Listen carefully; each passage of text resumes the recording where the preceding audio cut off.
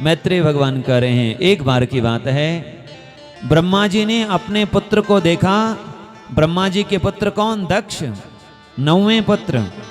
उनको देखा विधि विचार सब लायक, दक्ष ही कीन प्रजापति नायक।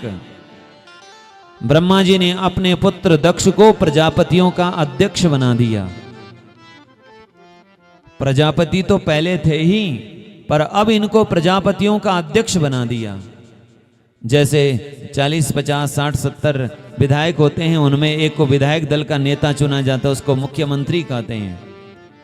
जैसे 200-400 सांसद होते हैं, उनका एक मुखिया बनाया जाता है जिसको प्रधानमंत्री कहते हैं। ऐसे प्रजापति तो अनेक हैं, पर दक्ष को प्रजापतियों का अध्यक्ष बना दिया है। दक्ष प्रजापतियों के अध्यक्ष हो गए, बड़ा अधिकार मिला। और इसीलिए जब बड़ा अधिकार मिला तो यहां पर करें बड़ अधि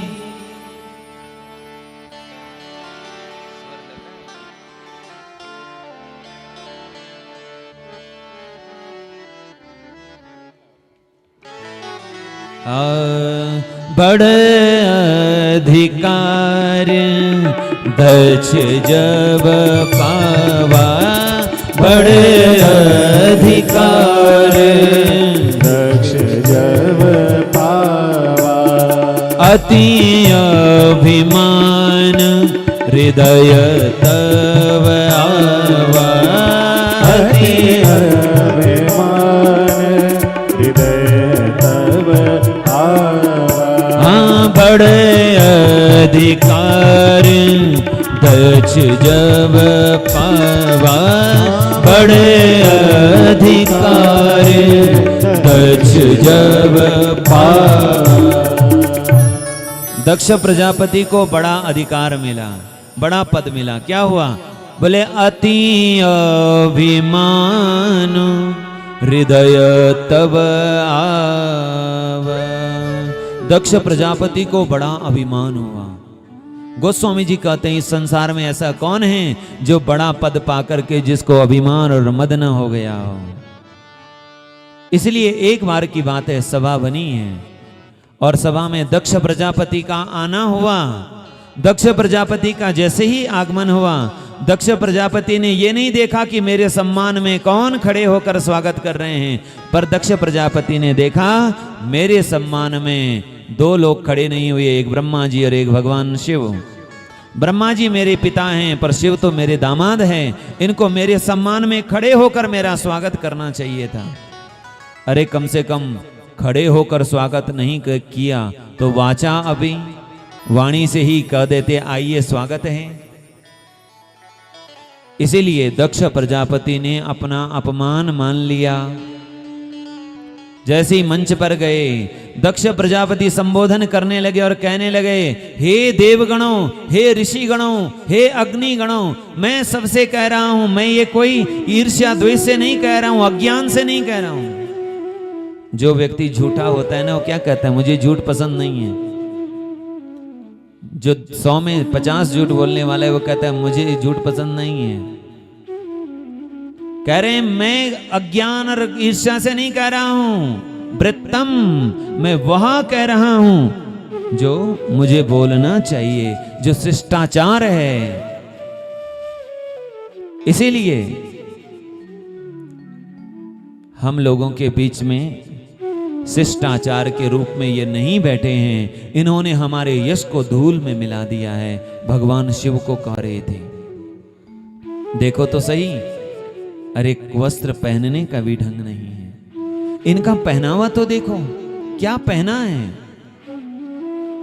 अरे शरीर पर क्या लगाया है? भस्म लगाई, चिता भस्मा लेपः। अरे कोई चिता को हाथ भी लगा देता है तो अपवित्र माना जाता है, स्नान किया जाता है। और वही चिता का भस्म इन्होंने अपने शरीर पर लगाया है।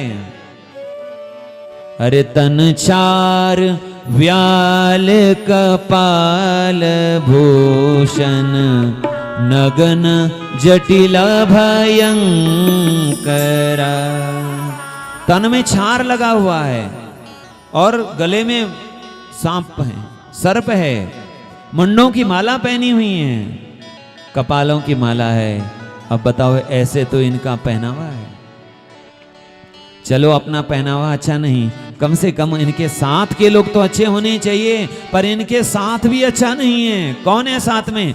बोले संग भूत प्रेत पिशाच जोगिनी विकट मुख रजनी चरा।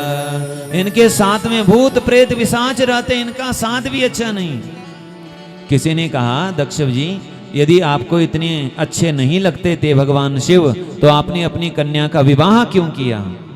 तो दक्ष प्रजापति क्रोध में बोला, ब्राह्मणों दितः, मैं नहीं चाहता था अपनी कन्या का विवाह करना इनसे, नहीं तो कहां मेरी कन्या मृगलोचनी, मृग की तरह बड़े बड़े जिनके नेत्र हैं ऐसी हमारी कन्या, और मरकट लोचन यानी कह रहे हैं बंदर की तरह छोटी छोटी और भद्दी जिनकी आंख है ऐसे शिव। कहीं कोई तालमेल नहीं है। मैं अपनी कन्या का विवाह भले ही इनसे क्यों करता, वो तो मेरे पिताजी ब्रह्मा जी के कहने पर मैंने अपनी कन्या का विवाह किया है। दक्ष प्रजापति भगवान शिव की निंदा कर रहे हैं। शास्त्र कहते हैं भगवान की निंदा मत सुनो, देश की निंदा मत सुनो, माता पिता गुरु की निंदा मत सुनो, धर्म की निंदा मत सुनो। यदि कोई निंदा कर रहा हो, आपके पास सामर्थ्य है तो उसकी जीभ काट डालो, और यदि सामर्थ्य नहीं है तो दोनों कान बंद करके वहां से चले जाओ, पर भगवान की निंदा मत सुनो। क्योंकि जो भगवान की निंदा सुनता है उसको गो हत्या का पाप लगता है। हरि हर निंदा सुनहि जे काना, हरि हर निंदा।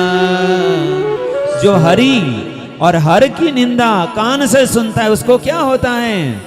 बोले हो ही पाप गोघात समान।